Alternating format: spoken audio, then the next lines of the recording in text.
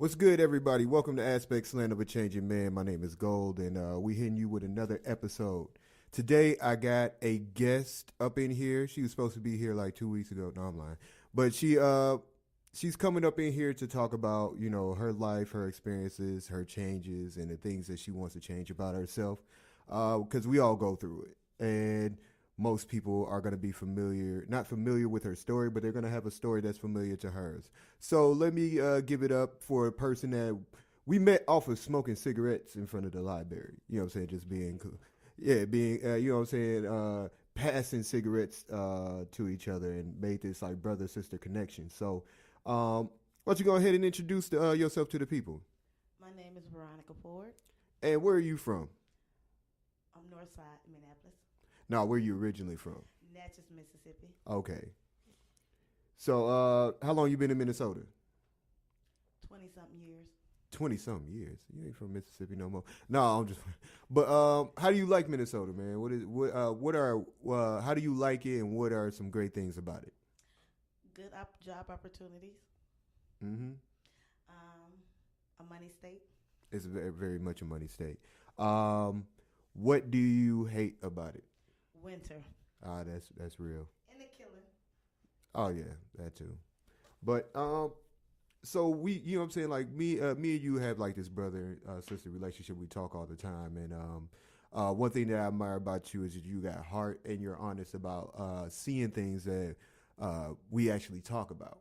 So when we talk about, like, if we talk about men, we talk about women, we talk about relationships, we talk about experiences that we both have, we are definitely able to connect to where we understand each other. Like, your empathy is up there. So you actually put yourself in other people's shoes and and are able to talk to me about things, and it's great. What do you think made you that type of way? Like, what experiences do you think that you had that you're able to not only, listen, but actually understand it enough to, it doesn't go against your ego enough to understand it? What made me this way is first was becoming homeless, my first thing, and being in a relationship going through with men and a female. You said man and a female. Oh, so you go down both sides of the fence. Okay. So you said you're from Mississippi. How old are you? I'm 43. 43. And you do have kids. I have five boys and two girls. 5 boys and 2 girls. Ooh. That's a lot of boys. But so are all of them here with you? Yes, they are. And what has your experience been with, like, your kids? What has your experience been with your kids? Like, what is the joy of you having kids? I love having kids. Thankful for that. They out, like I said, they're all here. I got 3 that's still in school. I got a 14-year-old, a 16-year-old, and an 18-year-old. I'm a grandparent also. Congratulations. What has life been like? Having 7 kids. It wasn't hard when I did have my 7 kids. Now it is, and I wouldn't even want to have another one now. I understand. So you like when you had, like, I understand, because I got 7 also. So when you had like number 3, and then there was a pregnancy for number 4, what was that? What was the reaction that you had? Because I know mine was like, oh my gosh. Well, actually, when I got pregnant with my 4th one, it was a surprise because I was on Depo and birth control pills at the same time. What? So they failed you? Did you sue them? No. I would have sued them. I would have sued them straight up. I would have got my money for that. Right. And then, like, number 5, what happened with number 5? Number 5 was a planned thing. Planned thing. Mm-hmm. So you and your yep, y'all actually planned it. Y'all said y'all wanted another one. Well, he He wanted it. wanted one. You was just like, all right, I'm on the boat. So and I got pregnant with my 6th one. My 7, my baby. Now she was a shock because I had just had a miscarriage, and then like a month later, I ended up getting pregnant with her. Ooh. So yeah. What has life been like? Like, tell me about your life. I have had my downfall, picking myself back up slowly, but I'm getting back there. You got any brothers, sisters? Yes, I got two brothers and two sisters. Tell me about, you know what I'm saying, like y'all My, relationship growing up. well, we had a good. Well, my baby brother, as growing up, when he used to get in trouble, I got my ass whooped because I was the oldest. Yeah, I know that But experience. now that we love each other, we talk and laugh. We be at our mom house. We'll gather up all her kids and we'll just laugh about as growing up being a kid. Like we tell our baby sister, you got it easy than what we had growing up. So Okay. I mean, I know I was the oldest in my family. I got a younger brother and sister. So what were you like growing up? Like what were you like as a teenager up to your adult years? as a teenager, well, I knew when my mom had to go to work that when we came in the house, what I had to do, my role was played because my mom, once we moved here, she was by herself, so she raised us when she moved here to Minnesota by herself. Hmm. Besides, well, my grandma, but I'm saying if we was at home with my mom, so when she had to go to work, we knew the routine to come in her house, lock her door, do not open it for nobody. We didn't care who it was. I understand. I mean, for me, like I could have had more responsibility, but I decided to run the streets. Like I was older, and my mom was like, "You finna watch your brother and sister." And I, before she got a chance to be able to watch, you know what I'm saying, to get me to watch them, I was gone. I would leave. So it was definitely, you know what I'm saying. Like my sister is the middle child. She actually had to raise my brother, and we had some time with my cousin, and he was younger. When my brother was like 4, my cousin was like 5. So like my sister had to raise me. I was like, I'm gone. I don't know about y'all. I'm at the mall. I'm at the park. I'm everywhere else but at home. So I mean, like, what, you know what I'm saying? You like, with that experience of you having to take care of everybody. How did that mold you into the person that you are today? Actually, me doing that when I did, like I said, start having kids, it wasn't a shock to me. I mean, because I already knew how to play the adult role, the parent Okay. role. Yeah, and that's definitely something that I feel like, would have made me a better person. Um, when you became an adult, what changed about your life, except for the kids? Besides my kids, well, actually, as adult, my kids are my motivation. Now my grandkids are my motivation. So it's with having my kids and my grandkids make me do more. That made me okay. When I had my oldest one, I was going to graduate from high school because not many in my family graduated from high school. So Okay. my mom didn't graduate from high school, none of that. So I was like, you know what? I'm going to make my mom proud in being in my family. So I graduated from high school.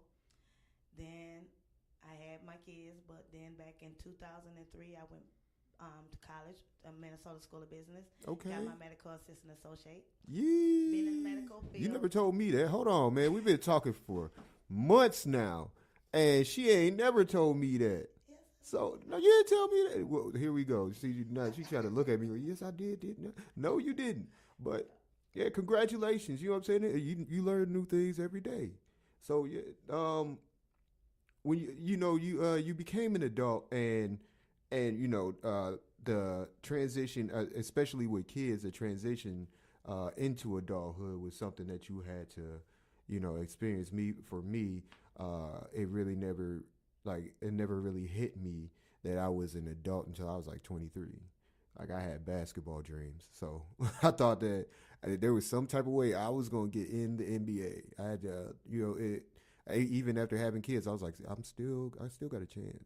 But what was something that you wanted to do that actually, because you got your degree, and what were you gonna take it to, and did you actually use that degree to your benefit?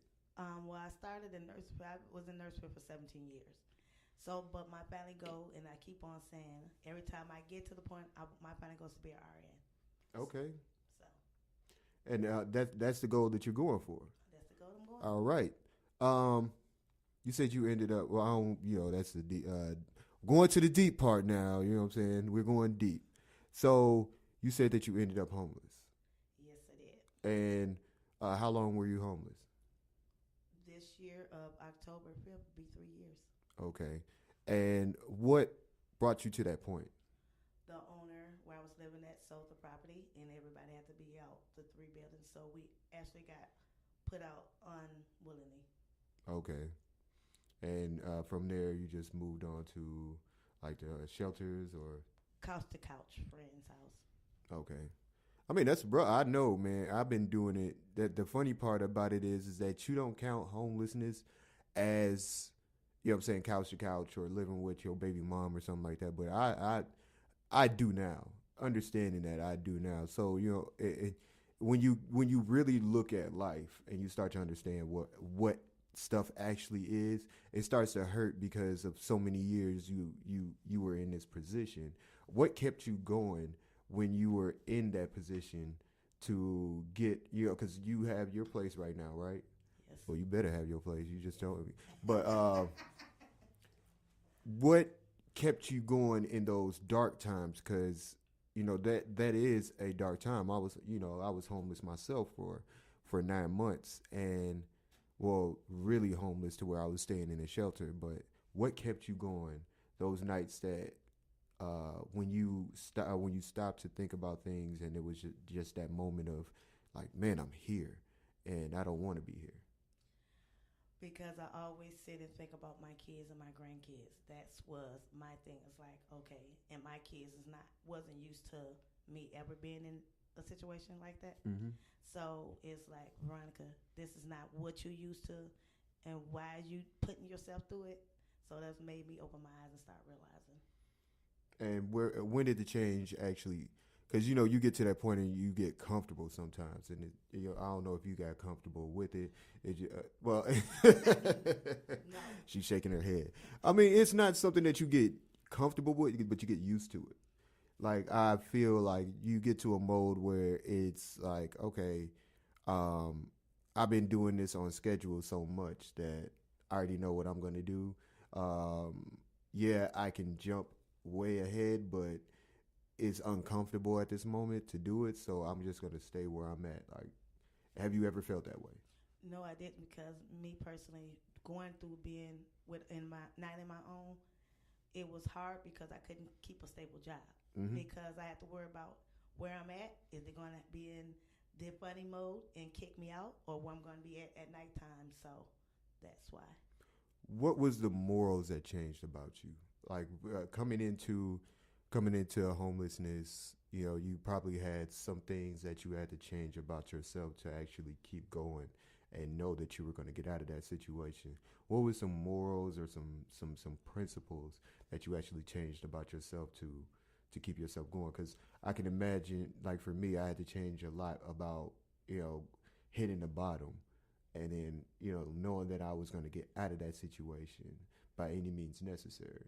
So, what were some things that you changed being in that situation about yourself? Well, I'm gonna tell you, when I was being homeless, I was under depression, and I don't like to take pills. Mm-hmm. So I said, you know what, to make myself to stop back taking these pills, I gotta get back on my feet and go back to how I used to be. Mm-hmm. So I changed. Yes, I did. I changed a lot because I used to be a stone alcohol, and Oh yeah, alcohol is number it's one. very like we see. You know what I'm saying? We've talked. We've been in a situation, so we see people all the time that are stuck in that situation, and it hurts a lot. I don't know if it hurts you. Like it hurts me a lot that um, to know that there are people that want to get out of that situation but don't know how to get out of that situation, or don't have the patience to get out of that situation, or they're on drugs and the drugs are because you could either we both experienced our own alcohol and whatever else, but you told me like I don't what I'm saying, nothing controls me, I control it. Yes. And it hurts me to see people that are in that situation. How do you feel about other people that are in those situations? I be wish. Sometimes actually, when I'm on the train, I still take it and I talk to them, tell them that's not gonna help us by want to be on drugs. Alcohol is a part of drugs. Anything, only thing that's gonna help us is we get up and like I get up in the morning before I go to bed. Even in the evening time, I could be walking down the street and I would just say thank you God for being here and being beside my side through all the things I've been through. Man, how big? I mean, like God is big to me. How big? What lessons has God taught you about being in the situations from from when you were a teenager up to life? I mean, up to today. Like, what lessons have has He actually put inside of you to give you the understanding that, like, I got you. He don't put a lot in me because, like I said, um, 2 months ago, I didn't tell you this either. 2 months ago, I was on the train and this dude actually, we had to get out the train. He tried to actually pull me out the train and was going to rape me. And thank God, St. Paul police at the Unity Depot. And thank God the police came when they did came because he would have probably, well, he wouldn't succeed because I was giving him a fight before the police even came because I wasn't going for it. So, and like I said, I would never want to, I don't like to see nobody homeless. And I say it every day to people. I will, like when seeing so many people homeless up being in this situation, it is like so hurtful. And it's like so many things that Minnesota should do more than what they're doing. So, because we shouldn't have this many homeless people out here. I agree. I agree. I mean, there's definitely um, things that people could do better. You know what I'm saying? Especially a state. Um, man, I met one of your sons. One of your sons is the most confident dudes, like top 10 confident dudes that I've ever met in my life. Like, he has, you know what I'm saying, the demeanor of whatever happens, it don't matter. Because, you know what I'm saying, I'm me. And, you know what I'm saying, like, when I met him, I didn't know you were his mom. And I met him, and then I met you. And yes, y'all two go together. Like, you know what I'm saying, you wouldn't really, you know what I'm saying, put y'all two together. But he has, like, some real life confidence. And I know that a lot of it has came from you because I've seen you in your most, you know what I'm saying, in your angry moments. And, you know what I'm saying, how, you know what I'm saying, like meeting him and seeing it, how was it raising somebody that you know is that confident? Because I always keep in my kids' head, no matter what, no, I just tell them, let a person say what they want to say. I was raised that way. No matter what person you can ignore as much as you can. My grandma always taught me, my mama always taught me, as long as they don't put their hands on you, walk away. Even laugh at them, because I laugh at you, and I think a lot of people get mad when I actually laugh and walk away from them instead of getting on the same level as them, which I can. That's beautiful. That is. All right, I'm gonna ask you a question. What have you learned from me? Like, you've been around me for, you know what I'm saying, some months, like a year now. What have you learned? You know what I'm saying? Like me, I'm confident. I'm not as confident as your son, maybe, but I'm very much close to it. But what have, you know what I'm saying? Like, what have you seen from me that in you that continues you to talk to me or to conversate with me? Because what I have seen in you as being a young African black man is that the things that I see that you want to teach our color, not just our color, anybody, any young people, that you are willing, you trying everything to help, you even trying to get the source to even help, help them. Like when you downtown Minneapolis, if you see a fight, you goes up to them and like, ask them the reason why are they, so you are out here for, I would say, our young community, and I'm thankful for that. Thank you. What is one thing that you want to change about yourself? Completely stop drinking. Well, you don't have to completely. Oh, yes, But okay, yeah. Well, then that's on you. Me, I'm gonna have my couple shots. But yeah. I mean, I understand. We get into celebrating all the time with alcohol, and that is something that we we go from a celebration to it's an everyday occasion, or it's a, you know what I'm saying, like whenever I get some money occasion, or it's a hurtful type of situation when it comes to those type of situations, because you don't think alcohol is that bad because you go to places to have fun, and usually if you go to have fun somewhere as an adult, there's alcohol there. Yes. So you don't see you don't. I don't. I think that you don't see that much problem in it when it's all when it's around. It's always around at good times. Yes. Why do you want to change the drinking? Because I mean, I've seen you. I don't see a problem with you when you do drink, but what makes you want to stop? Because of my health. Because of your health, Mm-hmm. and that's understandable. And I know what it's doing to me with my health. So yes, that's the reason I want to stop. Okay, and that's a darn good reason. What else do you want to change? Is there like what is the top 5 things that you think that you would like to change in your life? Really, I don't have much to change in my life. That is mostly my thing. Well, get along better with my kids. Okay. Because we have our ups and downs. Trust me, I know. I just got done talking to my son today, and he be talking stuff. Like I had to, you know what I'm saying? Like I had to talk to him like he was a grown man today. For real. I swear to you, he was like, he got on the phone, and I was like, "What's good, man?" He was like, "What's up?" I was like, "Oh." I was like, "So you coming up here, man? We about to hit the basketball court." He's like, "Yeah, cool." I'm like, "Yeah, so you gonna get beat down?" He was like, "Oh, no, I'm not, cause you gonna be sitting on the sideline after I beat you." Hold on, fam. Wait a minute. But you know what I'm saying? Like it's more like he was getting more comfortable with me. You know what I'm saying? And talking stuff to him. Like I had to go, "Hey man, nah, fam, you finna play against some grown men. I'm finna treat you like one."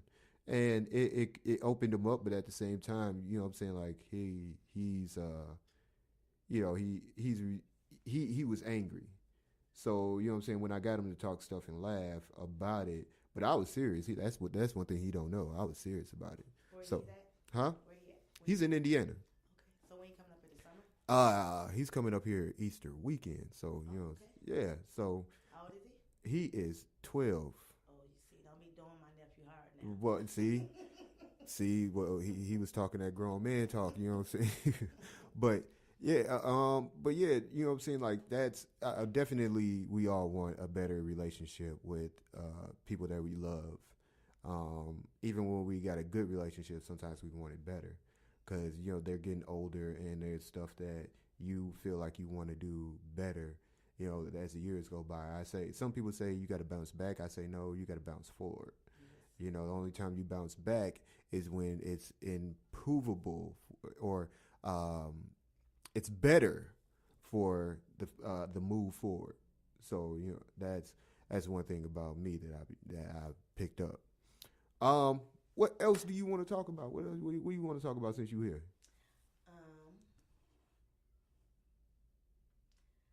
Okay, I'm gonna ask you a little bit more about yourself. Where you originally from, Goldie? I'm from here. I just found out that I'm from here. Okay. I just found out. Like, I was telling people, and I apologize if y'all listen to this podcast and you know me, but I'm from here. My mom just told me the other day, she was like, "You've been, we moved to Minnesota in 1987. I was like, okay. I was born in 1986. The math says. And I was like, man, I've been telling people I came here when I was 3, not knowing I came here when I was 1. Yeah, so I've been here since I was 1. I moved to Indiana. We moved to Michigan when I was 17. I lived in Indiana for 8 years. I went to college in northern Minnesota. And then I went to college for psychology. So why ain't you been a psychologist? I kind of am, though. I just ain't got the degree. So you know me. I've taught that psychology talk, but yeah, I kind of am. I thought I was gonna be Denzel and Samuel L. Jackson psychologist when I went to college. I was like, yep, I'm on my way. But no, I didn't get good grades, and then my mom was living in Indiana, so we moved up there for 8 years, and then I moved back. Is your mom here? Yeah, my mom's here. Okay. They keep moving. So how many siblings you have? I got one brother, one sister. They're both younger than me. And then I got family, the family, brothers and sisters all over the place. Do your brother and sister live here? Yeah, they live here. Okay. My sister lives with my grandmother, who lives. My sister and my mom live with my grandma. and I just got my own place. My brother, he's been living with his dad for like years, so my mom dropped him off and left him there and was like, "You good?" And he was like, "Shoot, yes I am." So And how many boys and how many daughters you have? I have three girls and four boys, 3 girls and 4 boys. Okay. That is, and How old is your oldest? my oldest is 14. Your youngest? 3. Okay. Look, I ain't got to think about it. It was a little slow when I said it, but I don't have to think about it. Yeah, they. So what do you like about Minnesota? I love Minnesota. It's different. It's diverse. We get the best of winters. We get the worst of winters, and we also get good summers. So you get a lot of experiences up here. When I went to high school, it was very much diverse. It was I got to meet different people of different angles, statuses. There was people that were well off, comfortable, and then people that were broken, poor, and I got to meet a lot of people within those situations and make connections with people that had dads and moms and didn't have nobody. So for me, it was great to be in Minnesota to experience a lot of people, Native American, Black, white, Asian, Mexican, way over in other states. I met an Australian. Like I met a lot of people. So you know what I'm saying. It's very much diverse in Minnesota. Thank you. Oh, you ain't got no more questions? Here we go. So you are a single mom. Yes, I am. How has life been for you being in the single mom category? Well, as raising my kids when I was they grown now, thank God for that. But raising them and being in a single home, I used to have to work 2 jobs. So most of the time my kids wasn't barely seeing my face. So I had my uncle or my sister living in my home with me to help me out while I would work. I worked 2 jobs before. Never again. Never. Everybody's not built for everything. I'm going to tell you that much. Shout out to all them people that work 2 jobs. I love y'all. Keep doing y'all thing if you can. For a person like me, I worked at a call center and Wendy's. And then I worked for the call center and I worked for it was a bakery factory. And I worked those 2 jobs at the same time, and I tell you, no, not again. The devil is a lie.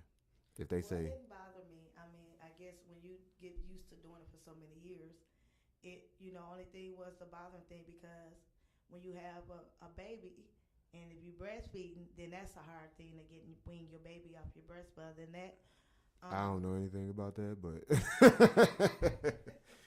But other than that, with my kids, I only stayed home probably for 2 weeks, then went back to work. So I didn't even stay home a whole month. Understandable. I had the most energy I've ever had in my life when I got off for those 2 jobs. But I swear, I don't. It's not. It was never about the energy. Physically, it was always about the mental energy, and that's what And when I left those 2 jobs, because Wendy's was bogus. Like the call center was like, "Hey fam, if you can, just come in whenever you can." Wendy was like, "Nah, fam, we need you here." Where did you used to work at? The one in Hopkins. Oh, okay. Yeah, and the thing is, they were like, "Man, we need you here." Like the call center was like, we'll work with you, whatever was going on. Wendy's was like, "Man, we need you here. We don't care about that other job. You know what I'm saying? We got things going on." And the thing is that I quit the call center before I quit Wendy's. I know it's kind of funny. That was weird. Yeah, that's weird.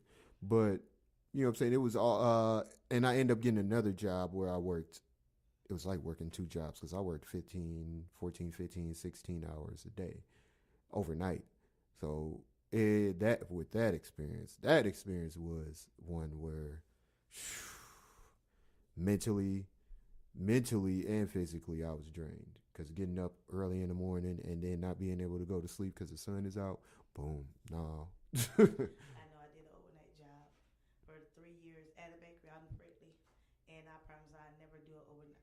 overnight person because at a certain time. That was the bakery I worked at. The Fridley Bakery, the one right off the highway. Off of University. Yes. It was called. Yes, ma'am. Yep, that's who. When you remember, I told you that now they call Treehouse now, and now they lost all their thing. You remember when I first met you? That's where I was working at. Okay, yeah, that I didn't like that place. Yep. You know, they make you wear them hair nets and Yep, you know what I'm saying, all that. I was doing 9 p.m. to 6 a.m. and I did it for 3 years. Right there. Yep, nope, not so again. So what year you worked it at? I worked there in 2014, 15. So I'm surprised you was working overnight then. I was working days. I would work either days or afternoons, because the mornings were like what 6 a.m. to 2 p.m. and then from 2 to 10 I would go to the call center, and 2 to 10 I would go to the call center, and I was making it. I love that call center because I would supposed to be there from 2 to 10. I would show up at 5 and they'd be like, "Cool, no doubt." I went through some. Life has been funny for me because they were like, "Cool, no doubt, you good, we'll change it up to that's your schedule." And then I quit the bakery. I couldn't do the bakery no more. My son's mom was tired of taking me to that job on Fridley and then picking me up in Hopkins, and then I got tired of riding the bus to Fridley. When she didn't take me, I got tired of riding the bus to Fridley and then taking the bus all the way back 2 hours away to go to work and then getting a lot of time taken off my check. So I was like, "Nah, I'm cool. I'll quit there. It's nothing." And it was only $10 an hour. Well, at the bakery, Yeah. Oh, see, now they went up to 13 now. Yeah, that's good. That's good there. That's 13. Yeah, because I just quit it. You remember I just quit it last year. Okay. I just quit working there last year because, like I said, they lost all their accounts there. Like you remember, Walmart was one of their accounts. Cubs was their. Now I just found out because I know Pizza Hut was one of their. They lost all of them. They got one account now, and because one of the gentlemen that just told me like 3 months ago, that's how I found it only down to one account because he been there for 20-something years. Okay. And he left there. He's like, because I was like, "Do you still work there?" He don't work there. I want to tell y'all something, and I want y'all to notice the comfortability of a person when they first walk in and they know they're going to be on a mic.